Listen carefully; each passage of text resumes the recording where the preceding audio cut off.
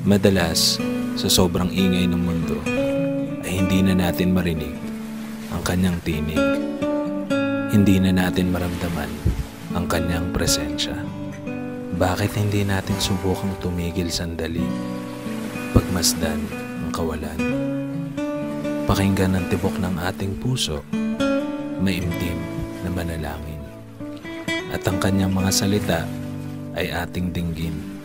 Sa kabila ng nakakabinging katahimikan, ay ating matutuklasan ang tunay na kahulugan ng ating buhay dito sa mundo.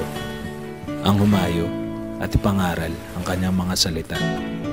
Sabi nga sa kanta, tayo daw ay hindi nabubuhay para sa sarili lamang.